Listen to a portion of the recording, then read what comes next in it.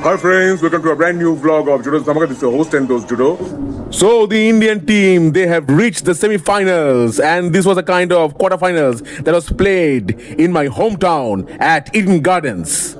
কয়েকদিন আগে যে ব্যাটারকে দেখে মনে হচ্ছিল যে না রিজার্ভ বেঞ্চে বসেই তার দিন কাটবে, সেই সঞ্জু স্যামসন ফিরে এলেন একেবারে স্যামসনের মতো বীরত্ব দেখিয়ে, এবং ওপেনার নট আউট থেকে গেলেন।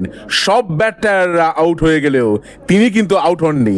তিনি 50 বলে করলেন 97 রান, এবং আজকে ভারত প্রথমে টস জিতে ওয়েস্ট ইন্ডিজকে ব্যাট করতে পাঠিয়েছিল।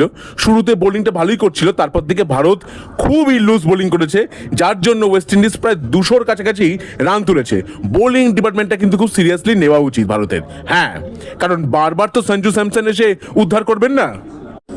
তাহলে এরপরে 5 মার্চ ওয়াংখেড়ে স্টেডিয়ামে ভারত বনাম ইংল্যান্ড সেমিফাইনাল।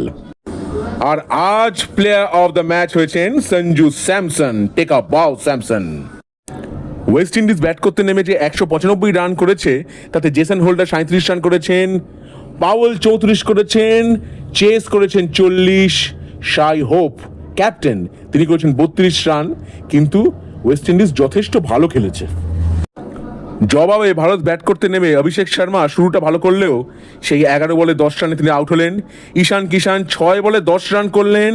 ক্যাপ্টেন সূর্য কুমার যাদব করলেন 18 রান। কেউ 30 রান করতে পারেননি। ভাবতে পারেন একা উদ্ধার করেছেন সঞ্জু স্যামসন 50 বলে 97 রান করে অপরাজিত থেকে। শেষের দিকে শিবম দুবে 4 বলে 8 রান, খুব ভালো খেলেছেন। তিলক ভার্মাও ভালোই খেলছিলেন, 15 বলে 27 রান, আউটটা হয়ে গেলেন। অন্যদিকে হার্দিক পান্ডিয়াও হঠাৎ করে মারতে গেলেন একদিকে বল চলে গেল অন্যদিকে, 14 বলে 17 রান করে তিনি আউট হয়েছেন।